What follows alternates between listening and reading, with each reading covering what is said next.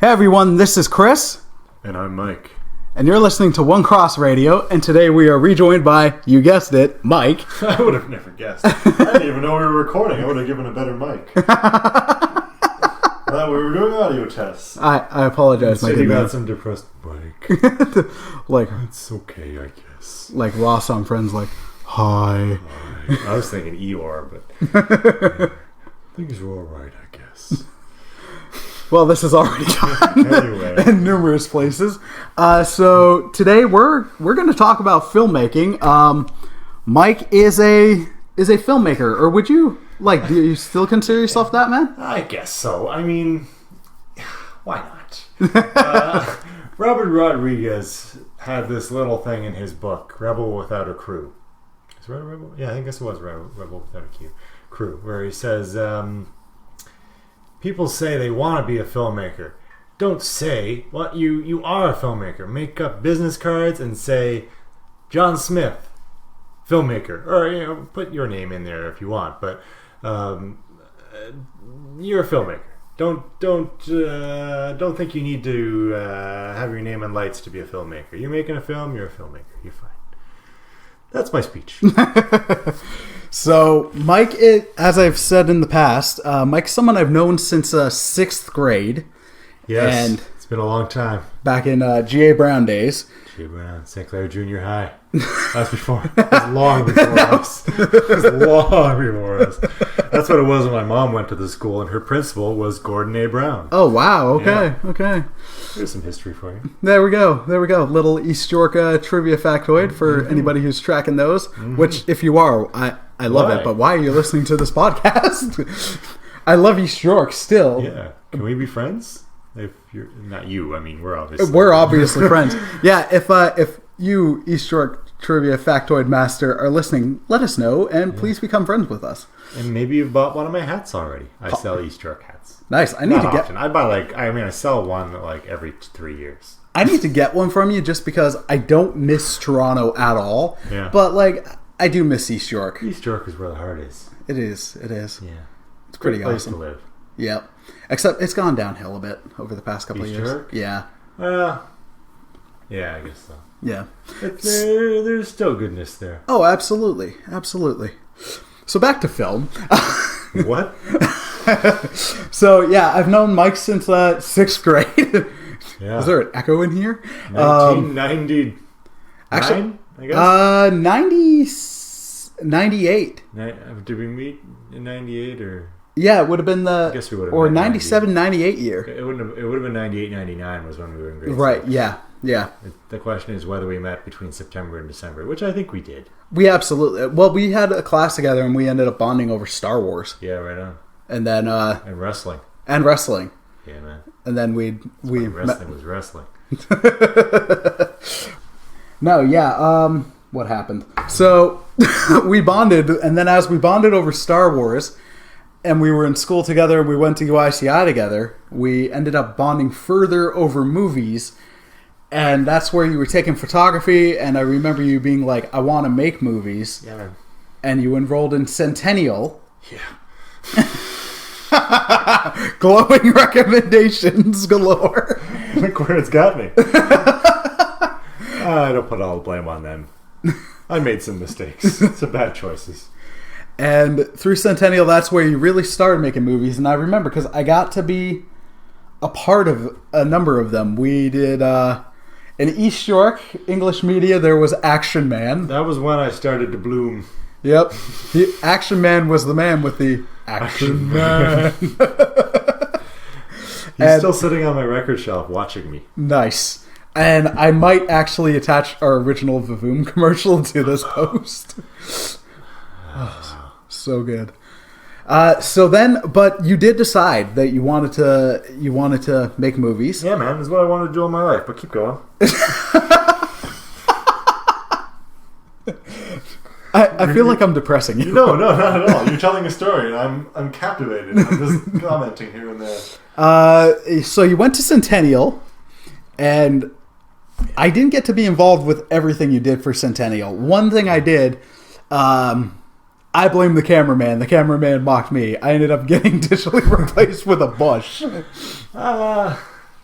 Was that the cameraman's fault? Well, he was like, don't look into the camera, and you guys can't see this, but the camera was like 2 inches from my face. That's how close he was. Yeah. So when I'd look past, you were later like, it's so obvious you're looking past. Well, it's like, I don't have an option. Yeah.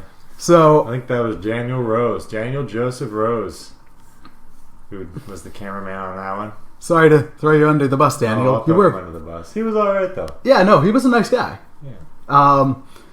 And then there was it Cold Steel? Cold Steel. I love that. Oh man. So, all right, talk to us about Cold Steel. I don't even know. Because that was And it was a different movie though, because other stuff it was. That was we were given this assignment in our photography class. And it was kind of like a merger of photography class and I guess the other class might have been single camera video. I guess they call it level 1. I don't know. It was some other class, and we had to tell a story through still images, an audio visual story, I guess it was. And I don't know what made me come up with it because it was long ago, but I remember kind of the genesis of my idea, or when I first started to put notes down. I was working as a kind of a site monitor for library branches at the time, and I was sitting alone in Dawes Road Library, and I came across this. Oh, now I'm getting the facts confused, but I know I came across this.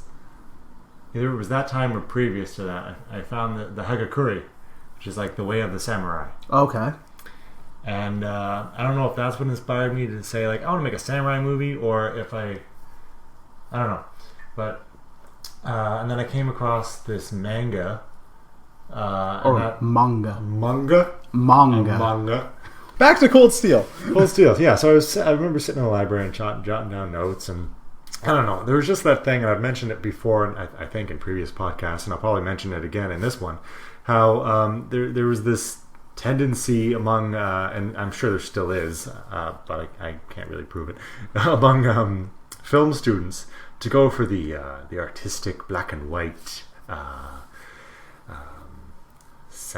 sentimental, but like they go for like dark subject matter. Everything like seems drug to be addiction, addiction and suicide and all that kind of stuff. Rainy day stuff, and I wasn't about that at all. Like I was, that was a great period in my life because I was constantly learning new techniques and thinking, oh, how can I apply this to my next project? And then my next project would come along and I'd say, well, I want to do this. I need to learn a new technique for it. So it was like double learning. And this was completely outside of Centennial's instruction. I was, anyway.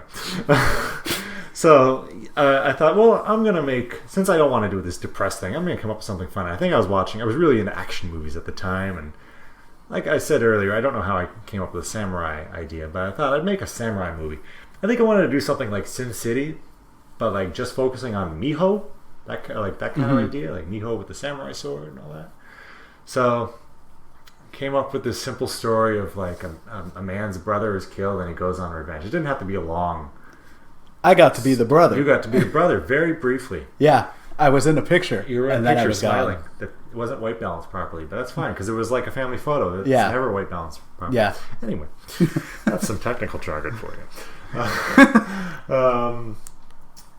So I thought I'd like Sin City was shot all on green and blue screen and maybe some other forms of chroma key. So I thought I'd just like do it cheapo style and get some green poster board, some Bristol board, whatever you want to call it. And I have a mobile studio. I don't need sets or anything. I can just do it all in one place. I can have the whole cast just stand there, go against the boards, even if they can't be in the same scene together, like literally in one shot together. I can just stitch them together in the computer. It'll be great. It's a lot of flexibility. And so I did that. I just carted around a fake samurai sword. Well, it wasn't. It was a training sword that Darko had given me. Yeah. I still have it, I think. I have a few of the things that I haven't given back. We had or still have a friend Darko who is an intriguing fellow. Oh, he's everywhere. He is the everyman. I was saying to Mike earlier, I am 99% sure he is the master from Doctor Who, and he has slowly started recreating himself because I've seen 5 Darkos in Hamilton. Mike's seen a bunch in Toronto. Darko's out in Vancouver, I think. Vancouver area, I think. Yeah. Victoria, Yeah. So it's interesting. He was also briefly KFC poster person. He was the KFC poster boy, but not really. It was just the Not guy really. that Just looked like exactly like Darko. But then not really. It's always a first glance. Is that Darko? No, it's not Darko. It's not even close to Darko. but it is Darko at first glance. There's so many guys.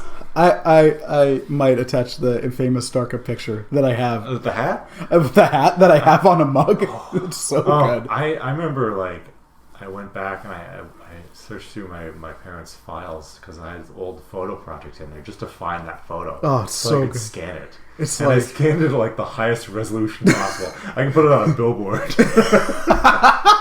it is the gift that keeps on giving. I still remember. It's funny how there's these little things you remember from your life. Like they happened years ago, but you just remember these moments. Like I remember shooting that photo. I remember just Darko on a whim putting the hat on backwards. Get a picture of this, and the picture's not even in focus because I'm laughing, and it's just such a quick snapshot. We were in the EYCI cafeteria. Well, that's when you first did it. Right. We took the photo in the staircase. Oh, okay, on okay. the south side of the building. There we go. It's that vivid. East York trivia factoid person. There's some more for you. There's some more for you. If you ever want to see the photo and say, "Wow, I want to go to where that was shot, where history was made." And Darko, I sincerely hope you're listening to this. Oh, I really hope. And Darko, no, I'm not going to kill you. I was going to tell you off, but that's it's not the time. Oh my gosh. It's not the time. Strike that from the record. All right, We're cool. Happy birthday. This is birthday, what, 2 months ago? 3 months ago? Oh, I'm overdue to text them. 2 months in a day. So you got the samurai sword from Darko. 3 days. Sorry.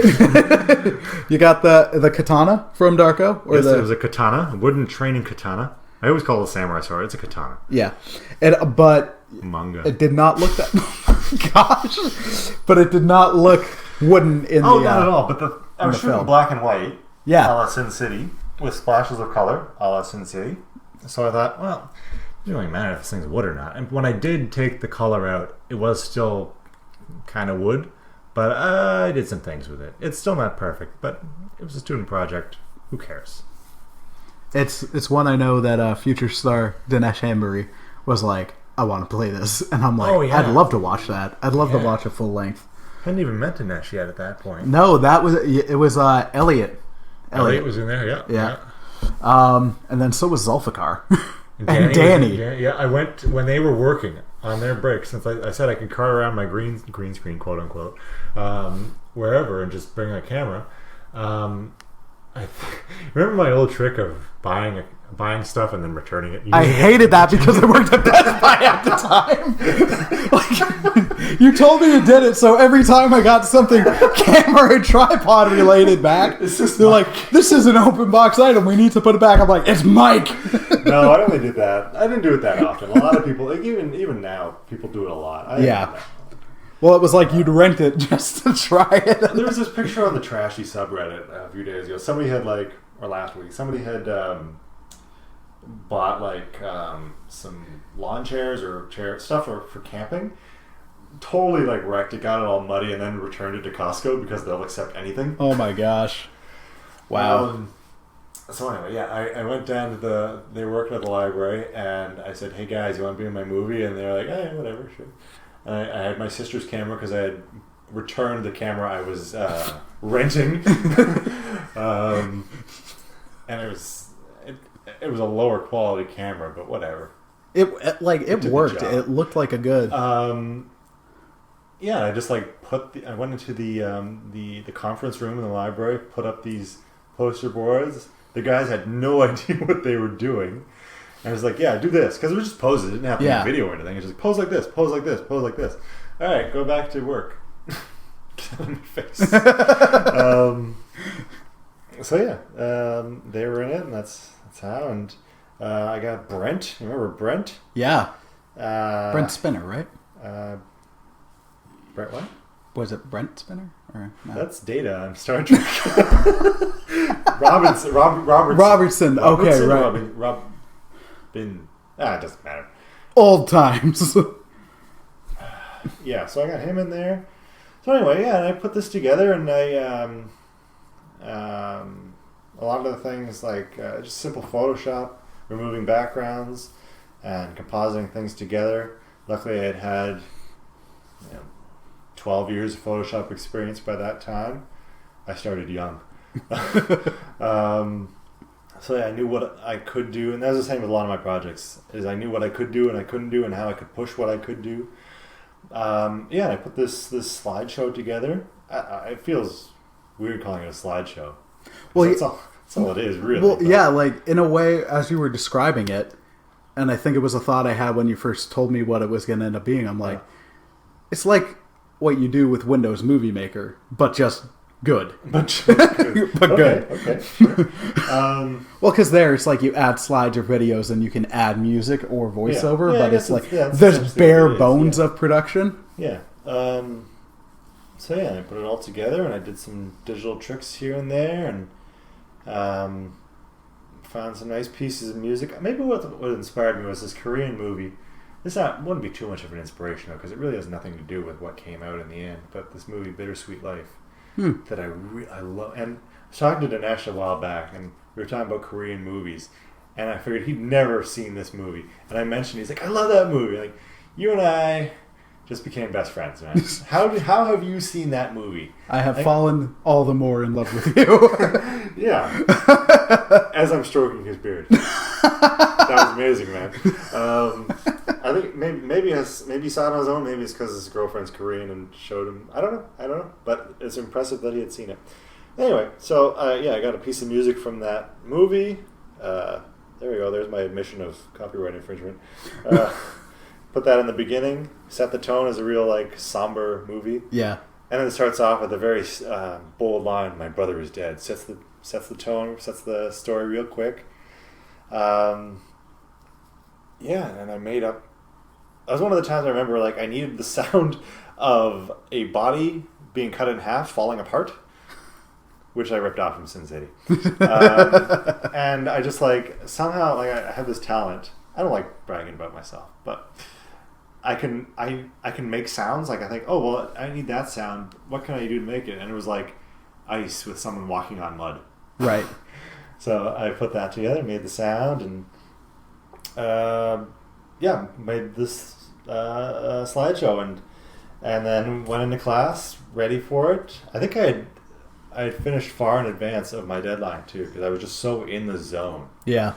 So I could tweak things if I needed to, but I didn't really. Everyone showed theirs in class. There was this, I don't know, there were a lot of depressing ones, black and white. And then there was Daniel Rose's about someone finding some pants. And then there was the classic line that we always made fun of him for. I'm glad I found these pants. I'm glad I wore these pants. Predated the sisterhood of the traveling pants. Maybe. Which I still use that line to these days. I'm glad I wore these pants. Well, dang. It's kind of tongue-in-cheek. I always kind of laugh at Rose when I say it, even though I haven't seen him in 10 years. And then, you showed it in front of the class. How'd it go? People loved it. Yeah. Loved it. Yeah. And I loved it. That was the most important thing. I've said before, I said a long time ago, the movie's fine as long as I love it. I make the movie for myself. If I love it, that's fine. And it was great. I love it. I mean, looking back on it, it's not great. It's not perfect. One thing, I put it on YouTube and somebody pointed out, because what do I know? I said there's a line where a guy has a pistol, and I said he was killed with a revolver, or the line is he was killed with a revolver. And somebody pointed out, that's a pistol, not a revolver. It means gun. To me, it's a gun. and since then, I've understood, yes, revolver has a barrel, and a pistol has a clip, and Shut up.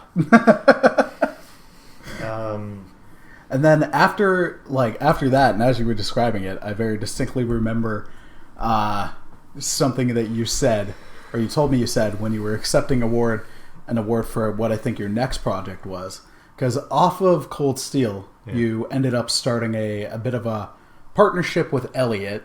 Yeah. And what I think you'd probably agree, one of the lessons as a friend I saw you learning through film school. Yeah. And listener, if you've never worked on this, like collaboration is a very big part of filmmaking, for sure, or any project. But that's really what worries me the most about Steam 3, or whatever you want to call it, which Steam we will 2? get. Steam Volume 2. Electric Boogaloo. Electric Boogaloo. I'm still waiting for Steam the musical, man. One day. One day. We're going to get Dinesh singing and dancing. He will totally do it. Oh, he would do it in a heartbeat. Yeah. So, yeah, like, from... I wasn't finished. I'm sorry. I'm sorry. I didn't even make my point. I'm sorry. That's all right. What I was going to say was the thing that worries me most about the next one is like the amount of collaboration I need. Like, I can't do it on my own. I need people to help me find sets. I need, well, not a lot of actors, but I need a fair amount of actors. I need people to do crew jobs that normally I would take on myself, but it would just be too much for me to do all of that. Yeah. I need help. Yeah. And I don't know where to find help. I don't want to, I find when I meet people, at first it's like, okay, yeah, we're talking about something that we both like, we're relating, and then I wake up the next morning and I hate your guts. I don't want anything to do with you anymore. I hope you die in some mud. Not to get extreme about it or anything. No, I sour on people really quick. So consider yourself lucky because you survived 20 years. We've had a very interesting friendship over those years. Yeah, so I'm worried about that. But okay, so go on. And one more thing about the Cold Steel story is after I showed it to the class, I was nominated for they were called Donnie Awards, Student Awards, for Best Slideshow. And at that time, it wasn't awards per semester; it was per year. So the people, I was in the winter semester, so the people who started before in the fall semester were technically in the same year, so I was up against them, which is why I lost the award. But yeah, they showed clips at the award show. I remember it was it wasn't the Mod Club. It's across the street. Maybe that was the Mod Club at the time. Anyway, it's currently across the street from the Mod Club on College Street in Toronto. And they showed the clips, and it was just they showed the clips for the other people, and it was just smattering of applause. And then mine came on, and people just lost it.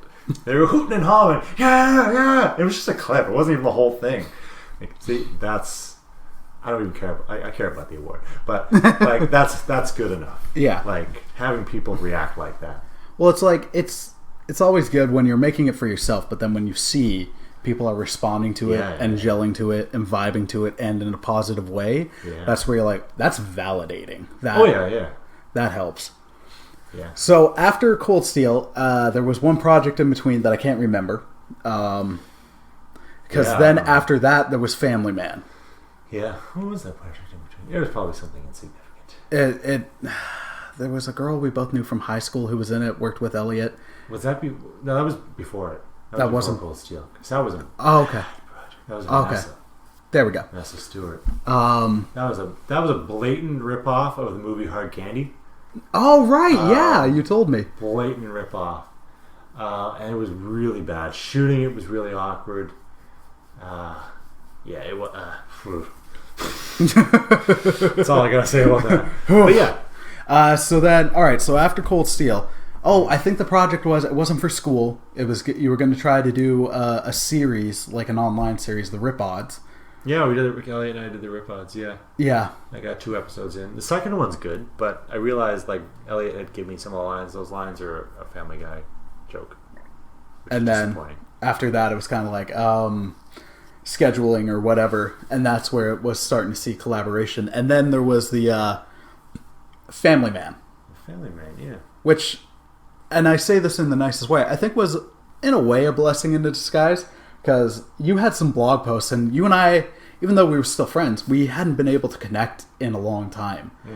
And then after Family Man had been out. Like, I think I talked to you right before you were starting to shoot, and then it'd been like 6 months, and then I saw the blog post you did, and then that led to the YouTube videos, and you were just like so done. Oh, you were like, you were broken. I'm a broken man. You were pale, you were broken, Yeah. and I'm like, I need to call Mike. Like, I actually prayed for you right then, and then I texted you being like, are you okay? Well, at the time, there was a lot going on.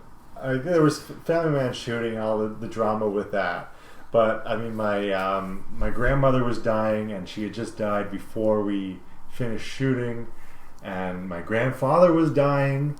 And I was working, doing an internship on College Street, which was great. Was that with Bruce? That was with Bruce McDonald, yeah. Which, not gonna lie, I was a little disappointed in it. It was a little disappointing, is what I meant to say. Yeah. But it was a great opportunity, though. But again, I think I'm partially at fault for it not materializing. But yeah, so there are a lot of things going on. Yeah. And with Family Man, like, that's where anybody listening who's like, I want to do stuff, I think that's where you can see collaboration, but also how this like schedule and needing people like that you can rely on, like that can torpedo a project. Yeah, we shot that movie through 3 seasons, I think. So like we're shooting the same scene in spring, fall, and winter. Summer, I don't think was and then anything happened. You ended up switching it to indoors just so you wouldn't have No, that I problem, had written right? indoors because Okay. I knew that I can't shoot it all outdoors. Yeah. Seasons change, and they did. And then for Scene's Revenge, I said, well, I don't want to shoot all indoors because I can't secure sets, so I shot more outdoors. Yeah. No, I didn't really. Well, I think I had intended to. yeah. I remember with like Family Man. I'm sorry. I realized I cut you off, and I'm the worst. That's fine. I remember with Family Man, you were like so done, and then we started reconnecting. Yeah. But then you were like, the guy I had a lot of fun with was Dinesh, the guy who played Steen. In Family Man, and then you actually lent me a copy because you're like, I'm not giving this out, but Yeah. you weren't happy with it. But I think you ended up winning an award or something. For it Yeah, at I school. did. Yeah. Want me to explain that now? Yeah, Okay, yeah. I Well, wasn't because sure you were gonna go on. that's where you had the line that I remember you telling me that Oh, okay, still yeah, makes me so laugh. It all comes together now. Yeah. This is the Infinity War of our story. This is Mike getting the time stone. Coming together. Yes. What was I talking about? The award you got for Family Man. Yeah, so I did the film, submitted it, and graduated. Nothing happened. It turns out there was no award show that year. Oh, okay. So then they were like playing catch up the next year, and I get this call out of the blue. I wasn't home. It was I think they left a message or my dad answered. I don't know. And they're like, "Yeah, Mike, you won an award for your movie." Like, what? I don't even go to school there anymore. What are you talking about? Yeah, so I think I got the email. I won the Faculty Award of Merit, which was like a special award that doesn't fall into any of the other categories. Yeah, so I went to the awards show, and I was like, I was a new man, not because of the award, but because I had finally shaved my gross beard. I loved that beard, though. It was bad, man. That's why I didn't date during that time. No, there were other reasons. And yeah, so I went up energized, and I was like, I was a graduate, so I was like the older kid. How old was I? 22.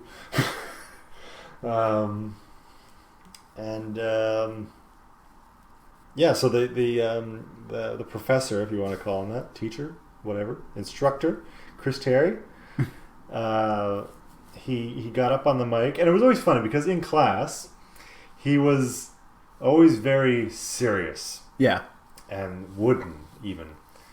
No offense, Chris. Terry, not you. And at the award shows, he would just be so loose. So he gets up on stage and he's just like, "Hey man," not quite that far, but he was all loose. I remember a lot of shoulder movement, like Darko with his neck, but shoulders. And yeah, he was telling the story about how like I remember him saying it's another one of those moments. Remember, right? He said this thing came across our desk and we were like, "Whoa, what do we do with this?" I forgot the rest of what he said now, but I remember that part. He said, "What do we do with this? This is just like, I guess it blew." He said it blew them away. I think is what he said. And called me up and I took my award and I was like, "Well, I'm gonna talk. Yeah. I'm not gonna say thank you and get off the stage." And previous to me being presented that award, they had done a presentation of like the best final student film. And there was one, it was a war documentary among depressing films. Not documentary, movie among depressing films. That was the one that's just snoring. So it was a war, so people got shot. And I was like, okay, now we're talking. Like, there's something happening in these movies. People aren't just trying to kill themselves and doing drugs.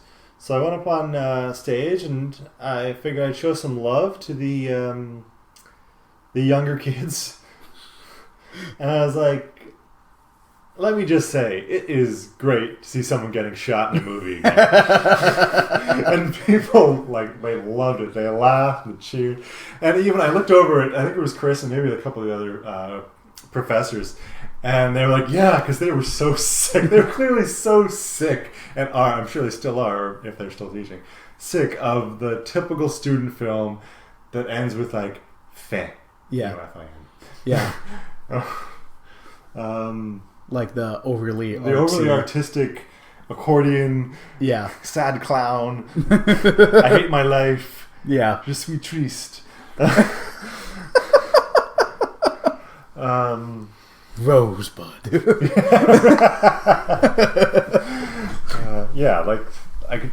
were just so sick of it. And Chris was like, yeah. I said I did my speech, and they kicked me out of the stage. No, I don't remember how it went. It was one of those things where I was like, I was so loose that I was like I wasn't myself. I was just like winging it, and I was like my fun self that comes out at parties. Right. So, I don't remember it too well, but it was great, man. And then I have that award hanging on my wall. Most of the time I forget it's there, but I put it up there over my workstation to inspire me and to remember that I'm not so bad. And then from there, I remember you starting to tell me, I think it was not too long after that award, you were like getting inspired to do Steen. After we shot Family Man, because you were like I was done. Yeah. Like I remember, there was one day, it was quite filmic actually. I was sitting in my parents' backyard, dipping my toes in the pool. Sunset, gentle breeze, summer breeze blowing through my hair. I was just very calm and reflective, and just swirling my toe in the water. And I just thought about, I've made some good student work, and I've won awards, and I've worked for Bruce McDonald, which was quite impressive to me, at least at the time. It still is, I guess. I'm good. I don't need to do anymore. I'm good. I may be young, but I haven't accomplished everything. I'm not professional, but I'm good. I'm comfortable with what I've done and where I am. That's the story of that. I was done, and then I had written some script for Steen Volume 1, and I just kind of shelved it. Went back to it maybe here and there. It was the big shootout scene. I had written that, and I shelved it a couple times. And then I met with Dinesh for coffee or something one day, and I mentioned how I think he had asked, or I mentioned, I don't know, somehow it came up that there was what's going on with the next one, And I told Dinesh there was a bit of a script, but I didn't care about it really. And he asked to see it, so I sent it to him. And he loved it so much. And just like his excitement for it, like, okay, I'm making this for Dinesh. That wasn't my, but I was like, yeah, okay, I'll make this. I'll do this. Yeah. And maybe something will come of it. And it took a little while to shoot because I had some, which upset me. But I had a lot of things going on again. Yeah. Well, like, I don't exactly remember which or what they were, but some things. It's like I remember with Steen's Revenge, and please cut me off like I just did you. This is a dialogue. It is. You sent me the script. Yeah. Because you were just like, I'm starting to do this, and I was like, can I read it? Like, I like your stuff. I'd love to see it. And you sent it to me, and I was laughing the whole time because I'm like, I can tell what you were watching before you wrote this. There were so many references in that script. There were so many Dark Knight references. Oh man! And, like there was a T2 reference. What was that one? Oh wait, no, not T2. True Lies. There was the great True Lies reference of I picked my cuffs. Oh, my cuffs! I peeked them. Yeah. And then the Jurassic Park reference of Clever Girl, and I'm just like, Did they make the final cut? I don't think it made the final cut. No, but as I was reading that, I was texting, being like, I'm laughing out loud because of this. And then I remember you texting me the references that you were catching. And then I'm like, but then as I was reading, I'm texting, I'm like, all right, beyond it being hilarious because of the references, like, this is pretty good. Yeah. Like, I'd love to help you with this. And then I think you said to me, like, I need some places to shoot. Yeah. So then we got the now Kensington House, but formerly Touchstone. Yeah. Who were very gracious. Oh yeah, they were lifesavers. And Anthony ended up really digging the film and loved that the logo made it and all that. Oh yeah. So you do. And then that was so much fun for me because, like I said at the top, I've been in a couple of the things, but it's like a picture or digitally replaced by a bush, or around the shoot. But I actually got to be involved, and for me, it was. You were in it briefly, weren't you? No, I definitely made the bloopers. Your hand was in it. Oh yeah, you put the grenade or took the grenade. Yeah, I was in I came up with the montage of death for it, so I got to collaborate with you a bit, and that was a blast. The and grenade in the cereal. The grenade in the cereal. It was all about the grenades. Yeah. But it was so much, like, being a part of that was so much fun, but it took like a year and some change to film because of schedules. Yeah, schedules and just busyness. Maybe halfway through, I just lost my my will. Well, I don't know what was going on at the time. I really don't, but I don't think I was very happy. No, there was stuff going on. I can't remember what, but I remember there was stuff going on with life. But then also, fall came on really quickly. Yeah. So it's like, I can't film outdoors until spring. Yeah. Well, yeah, there was the seasonal problem again. Yeah. Well, that's the thing in Canada. We have like 2 weeks. There's like a 2-week window of shooting. Yeah. And like Dinesh, who was amazing, but always busy just because he works all the time. He's so busy now. And that's with Steen 2 or 3, whatever you want to call it, Steen Volume 2. Yeah. It kind of upsets me to face this reality that even if I had the script finished, and I don't want to put any blame or any hard feelings or anything on Dinesh, he wouldn't be available. He wouldn't be available to shoot it. I'm wondering if he had such a passion for it and had still does, because he hasn't done anything and he's dying just like I was or am dying to shoot something. He hasn't had any work, and that's the thing. Like when I've watched Steen, and then especially now as I've read the script for Steen 3, I'm just kind of like, after I remember how you were after Steen, especially when we did the evening with Mike Naulls videos, where you were like, this almost killed me, but in a different way than Family Man did, because you were like, with Family Man there was drama, there was at times what felt like ego. I felt like Family Man was really emotionally draining. Yeah, whereas where Steen's Revenge was disappointing because it just went on, and I felt like I was letting everyone down and stringing them along. And when is this going to get done? And there was also some technical issues where you found later after we had shot. The sound is terrible. The microphones were so bad, and there was buzz from the lights, and just my old pal Sasha. He became a sound guy for TV and film. Sasha from GA? Yeah. Oh wow. I never would have guessed. I told him I never would have guessed he would have gone into that. I thought it was going to be something sports related, but he went into that. He's an audio or sound engineer or something like that. Sound mixer. Does sound stuff.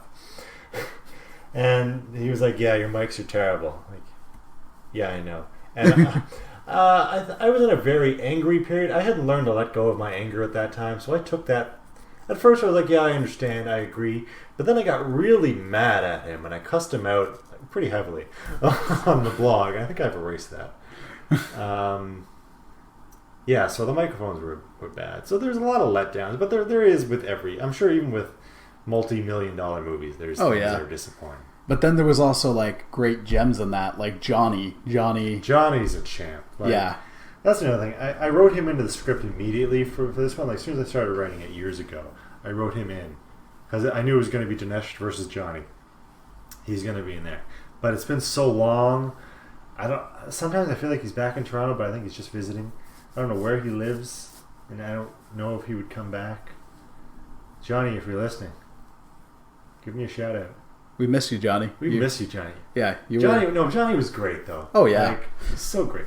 He let us use his condo and just whatever. Same with Dinesh, did the same thing. Like, if you needed something, let's go for it. Like, if you have an idea, let's go for it. Let's try that. Well, I wasn't even thinking of something, but Johnny, you just thought of something better. Let's do it. And that's the collaboration I love. Is when, like, I'm not going to be like, no, I'm the writer, I'm the director. You do what I say. If you have a good idea, let's do it.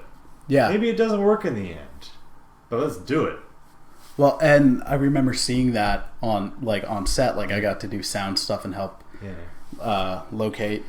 And then another experience I remember you got was, and it wasn't in an offense to Ruby or Dinesh or Johnny, but you got to shoot with Paul, who unfortunately has passed. But Paul was like a professional actor. Yeah, I felt like I really had to be on my game that day. Paul was... I think I'm still amazed that I got him, because I like we mentioned how that the movie went on forever shooting. When I put up the casting calls, he responded. I'm like, this is the guy. He's perfect. And then like a year went by, and it was like, oh, he's never going to want to come back now. Or never going to want to do it now. And then I sent him an email. And he's like, yeah, let's do it. I do student films all the time, or whatever you want to call them. Yeah. I was like, no way. And then he showed up on set and he brought like a pile of wardrobe options, and he was just a great guy to work with because he had done this before, so he knew how to collaborate. And he was an older fellow, so he'd been through life and he knew things. And he brought cue cards for himself, and he was so prepared and so professional, and just an overall like a great guy, just a very friendly. And yeah. When he passed away last year, that hit me. Even though I'd only known him for like a couple hours. Yeah. I only worked with him for a couple hours, never saw him again. He still, like, he stayed with me. And then when he died, like, oh, man. I think it wasn't, like, wrecked or anything, but still, like, oh, Paul died. It was so sudden. He was a good guy. Good guy. Yeah. I remembered getting that text from you last year, and then I think you did something on the Facebook page to I put a post up to shout him out. Yep. So then after Steen wrapped, and then you got it out on DVD, and Blu-ray combo pack, and on YouTube. And on I think I was hesitant about YouTube first, but YouTube. I ended up I know I shared it with people and they were like, "This is a lot of fun. This is a lot of fun." Yeah, there's two things I need to fix in that movie. I didn't want to. I mean, it's been a long time. What's the point anyway? But there's two things I want to change in that movie. But I don't know if I'm going to. I was putting together a portfolio a couple months back, or about a year ago, I guess. And I noticed there was a visual effects mistake Oh, man. Like a glaring mistake. No, it could be glaring if I didn't notice it for 5 years, but still. And there's something little else I want to change towards the end. I don't know. It'll take me well, the problem is I could fix it easily, but then I have to re-render a couple things, and then I have to re-render a bigger thing, and then I have to, do I redo the Blu-ray? Yeah. Which, I'm glad you're bringing that up, just because at points, I always give sympathy to filmmakers, where I've talked with someone, it's like, oh, that was dumb, they should just tweak that one thing, and it's like 99% of the time that one thing is part of a giant friggin' tapestry, where it's like, you want to tweak this one thing, but there's so much more. It's not a creative change. It's not it's not like a Lucas special edition. It's a fix. It's a fix, but like you're saying, it's like now it impacts other stuff potentially, and then I have to make sure those changes ripple onto my backups. I have multiple backups. So it's, in the beginning, not much work, but then it ripples down and explodes. And then Steen's Revenge, that was in total, it's about half an hour, I think. 27 minutes exactly. Yeah, 27 minute to the frame. 27 minute runtime. Just in case anybody's curious, how much, ballparked, how long of editing and shooting, what's that look like? Because 27 minutes. How much raw footage was there? Or not, what's, aside from the year between because of schedule, outdoor life, shooting to thing, how many hours do you think that was? I have no idea, man. That's at least a month. A month dedicated to 27 minutes of your life, if not more. Probably. Oh, it's longer, much longer than a month. The thing is with filmmaking and doing everything yourself is, and this is beyond fixing little things that could have been better. You think you're done, but you still got another month and a half. Okay, I'm done now. Oh, I haven't done the sound. Oh, I haven't done this yet. And then you say, oh, well, once you've kind of got everything together, you watch, let's speak for myself, I watch it on the TV so I can see a better detail and pick out, oh, well, that shouldn't be there, or oh, that lighting doesn't match, or oh, I can see a light in the photo, or oh, that sounds terrible, or I missed a bullet there, or there's all these little things, and then I have to go back and do it again and again and again and again, and the trick is to find a workflow that allows you to make changes without having to redo everything. Yeah. That's why I work with frames instead of chunks of video. Stu Maschwitz taught me that. Stu is a good guy. He used to work for ILM. I think his first job was on... Maybe it wasn't his first job. First job with ILM, I think, was working on the Millennium Falcon in the Star Wars Special Edition. Oh, snap. He's a good guy. He's got a lot of good tricks and tips.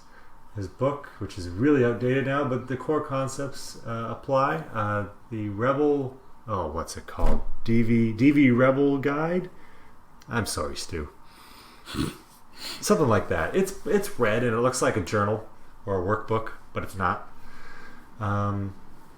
He's got a lot of good, still relevant tricks in there that you can apply to modern day.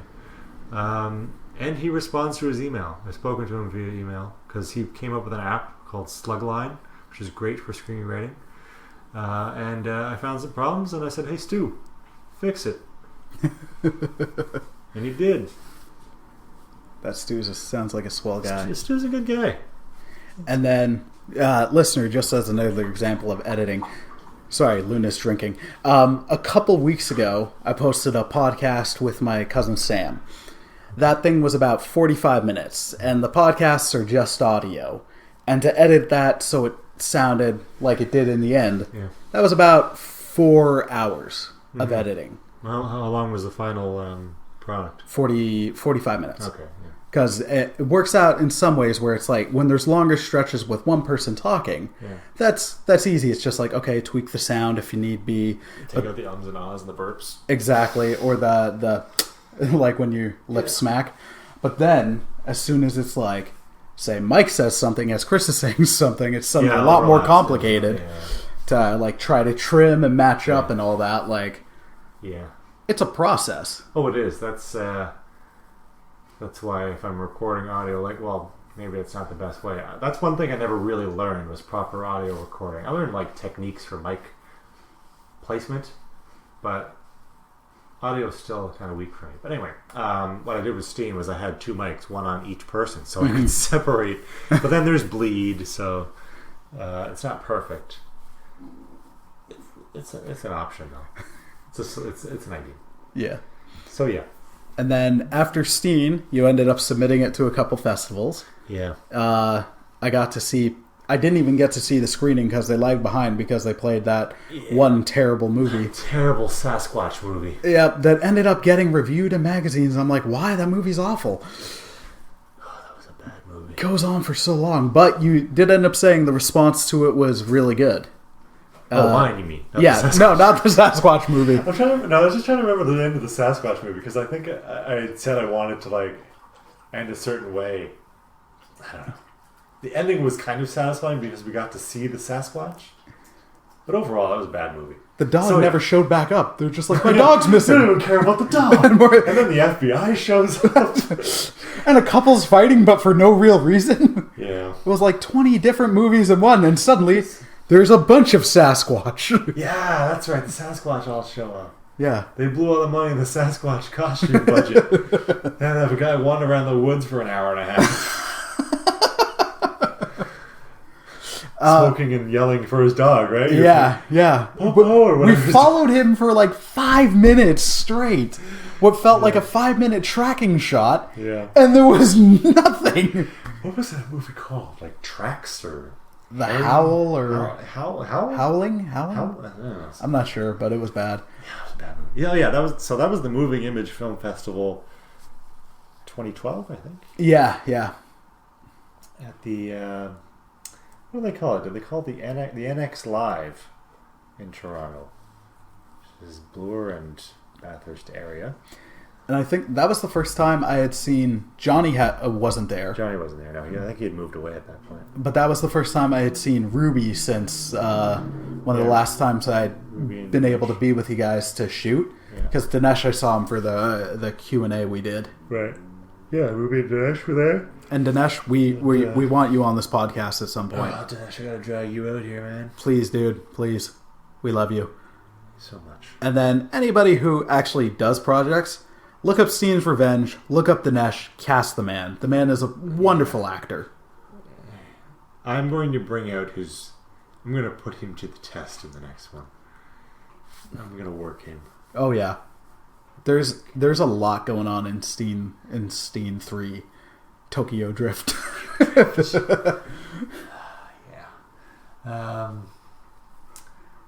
I was at the Movie Image Film Festival. Yeah. And it was after that bad movie, We Waited Forever. You weren't there anymore. No, I had to leave. I was doing sound at a church event. Okay. Yeah. So it was in the Thrill Me showcase. First of all, I was shocked because I had been denied entry to... Well, not denied. I was turned down. It's not like they didn't allow me into the film festivals physically. Sorry, sir, you can't come in. We've heard about you. So it surprised me when I got in. I was like, okay, that's cool. And hi, Luna. And so we got to the film festival and it played. And I think I had made a couple changes for the festival. It's fixes, I think. Maybe not. I don't know. I don't remember anything. It was so long ago. I don't remember yesterday. And it went up on the big screen, bigger screen than TV. It was like 10 by 8. It was a bigger screen. And it was just awesome. It was just like, I remember just sitting there and it's like, I've seen this before. And it was kind of like, I want to say exhilarating. Like I was on the edge of my seat the whole time. Not because of the movie's content necessarily, but just like watching it there. And it just went by. But like, I also saw it in the chunks, and then it was, remembering making it. Oh, well, there's this scene, and there's this scene, and then there's this scene. So, and again, people, and the audience were loving it, and there was a writer or a journalist, whatever you want to call them, from Now Magazine behind us. I think there was that, and then there was someone from like one of those video game companies that does a shooter game. I'm like, oh, that's cool. Ubisoft or something? I don't know. Someone from that. And I'm like, oh, cool. They're gonna like maybe they can give me a job. Nothing came of it. No article. Nothing. But whatever. And then I submitted to more festivals, and nothing ever happened. It's like $40 a submission. I ain't got time or money for that. That's fair. So yeah, that was good, and then nothing's really happened since. Except writing this epically long script. Well, that's for the sequel. Well, that's the thing. Like, I ended up sending you a bunch of notes as I read it. I'm like, I'm loving this script, and I'm not just saying that because I'm your friend. Like, I think it's a genuinely interesting and captivating story. And then as I'm reading this, I'm like, this is going to cost. Like, we're going to Ireland. Gosh. Like, this is going to Belfast. This is going to cost. Like, there's location. It's a very ambitious movie. Yeah. Well, I figured I'd write it just to get the story out and then worry about fixing or not fixing, but changing things to better accommodate what's possible. Yeah. But just to get something down, get the story down, just right. But yeah, like I was telling you earlier, the movie started off like I was in a very comedic mood at the time. And it started off so it was a comedy basically. It was an action comedy. It was Ragnarok. It was Ragnarok. It wasn't total jokes, but it was funny. Yeah. I was putting my humor into it, and then I don't know what happened. I think I saw The Godfather too much, and then it just morphed. Because I remember thinking, I want to do this like Godfather 2, and I want to do this like Godfather 1. And I can't make The Godfather. Come on. But like, I noticed nothing there like Godfather 3.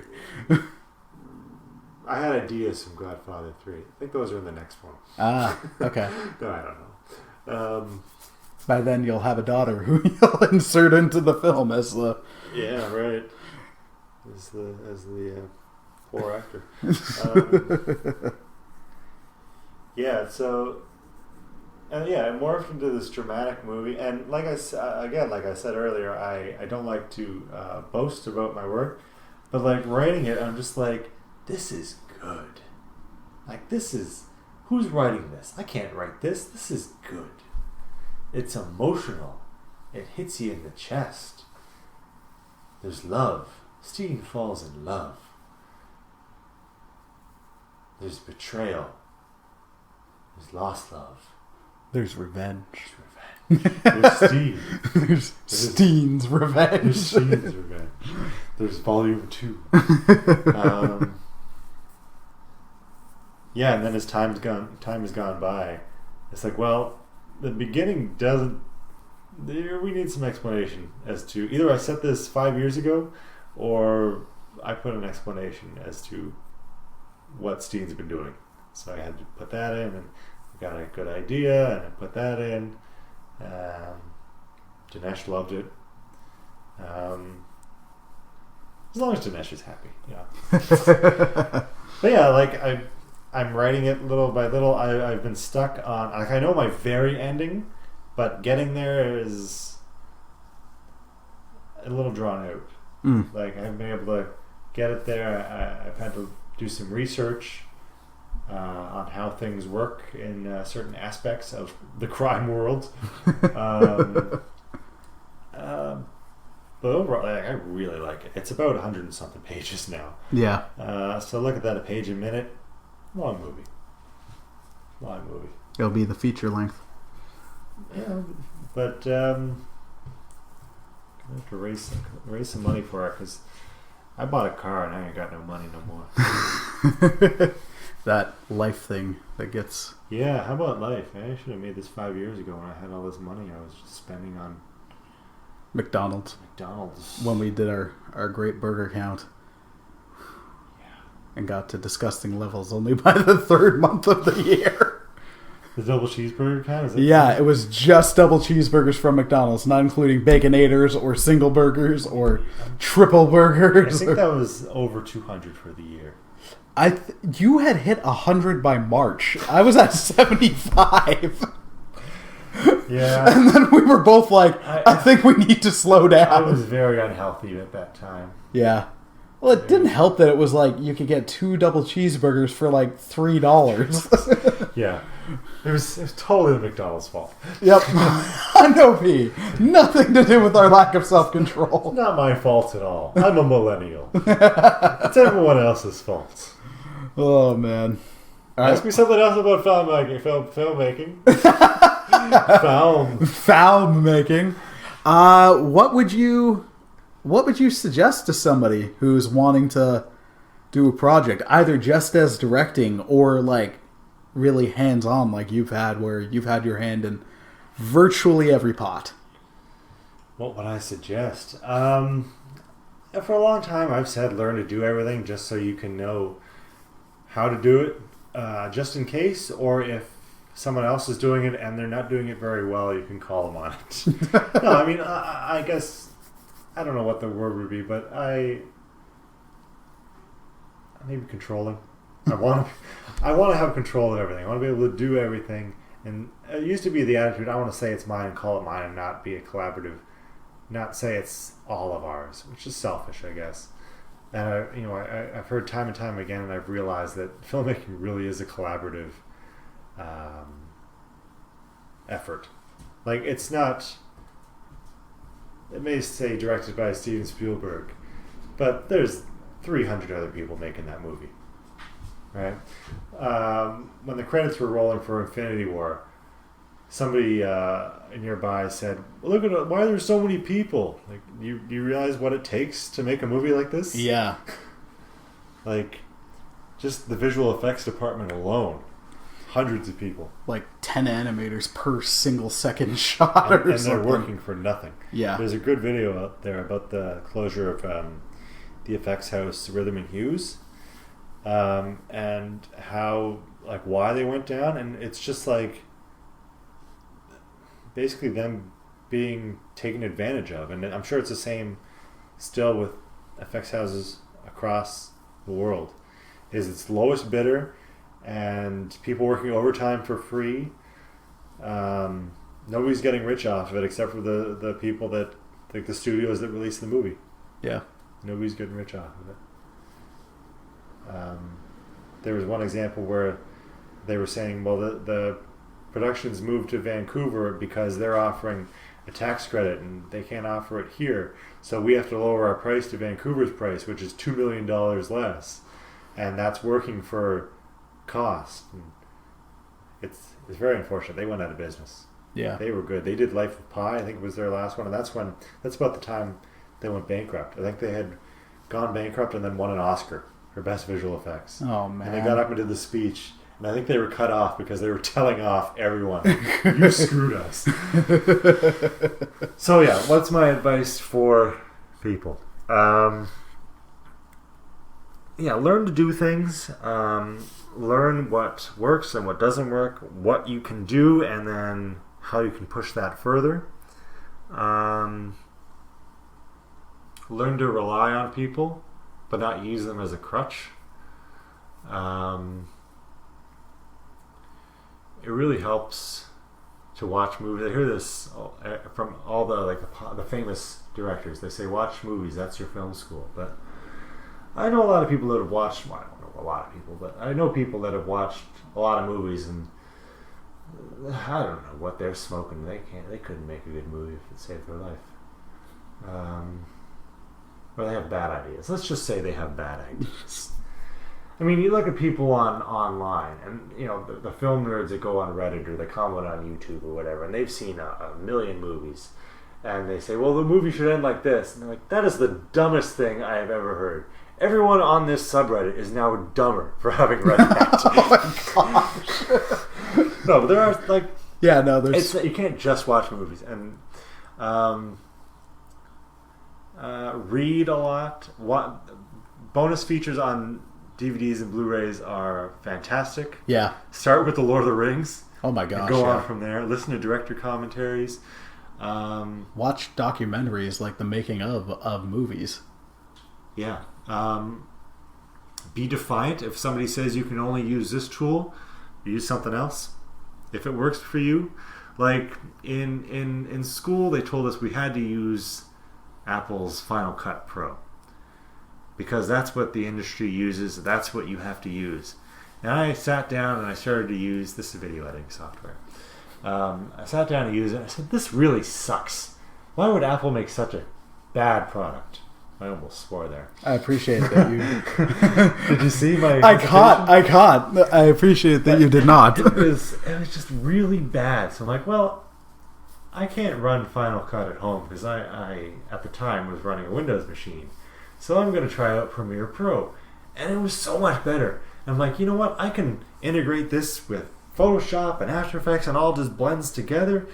Why would I want to use Final Cut where I have to render everything to watch a video, just to play back what I've edited? Why would I want to do that? So don't be afraid of using something else. I got a lot of tips that I can't even think of all. Well, those are some of them. Be defiant. don't be a jerk about it. Possibly find people you like working with. Yeah, find people you like working with and stick with them. If you don't like working with them anymore, maybe take 10 years off like I have with Elliot. I'm going to see him again. I think I'm going to see him in a couple weeks. Okay. I should have seen him already. There's a concert that I bought tickets for, and I think I'll bring him if he can go. Nice. I plan to bring someone else, but I don't think that's going to happen.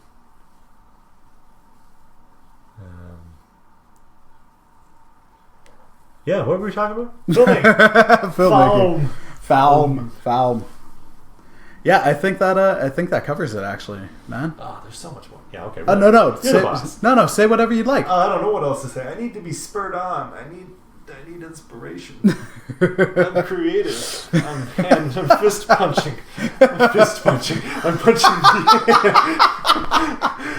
You're not like slap punching. You're not like Star Trek Tiger Palm striking.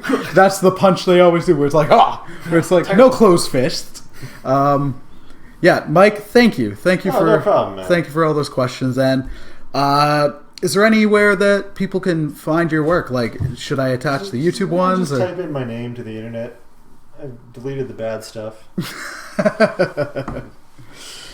Yeah, and I'm not a cyclist. Just so you know, if you type in Mike Naulls into Google, there's an English cyclist with the same name. I'm not him. I'm not a professional cyclist. I'm not a competitive cyclist. I don't even own a bike. I sold it. It was really heavy. It was an electric bike. It's really heavy to pedal without the electric. I remember that bike. Sold it to a guy with a Mercedes. He was nice. Nice. All right, well, dear listener, please, if you can, check out Steen's Revenge and Cold Steel. Both are on YouTube. And if you want to send me, like, I don't know, $5,000. If you would like to send, if you'd like to send Mike money, let me know. We'll work something out. Go through Chris. Yeah. Because we would, I know I'm going to be as involved as I can be, or as you'll let me be. No, I'll let you. I don't know how that's going to work. We're like 5 towns over. I know, that's the thing. Whatever. I'd love to be a part of getting Steen's. Keep on going to Call It 3, although it's technically the Family Man trilogy, but it's. I feel like it's more like Steen. It's about Steen. Yeah. It wasn't originally. No, but it is. Yeah. So if you can, if you've got a lot of expendable income that you'd love to finance a movie, Jeff Bezos, hit me up. send it our way, and also Google search Dinesh. Check out that guy's acting. Check out his stuff. He also does some modeling and fashion stuff on Instagram. He's a really solid dude. At Dinesh Hanbury. That's DANESH. Another H. Yep. ANBURY. I have trouble spelling out loud. But check out his stuff. he is a great actor. Like I said, if you have connections to people who have projects who are looking for actors, hook this dude up. For some reason that is unfathomable to me, he's not being able to get work. They always want to cast him as the terrorist. I think is my understanding, because he's half Persian, and we live in a racist society.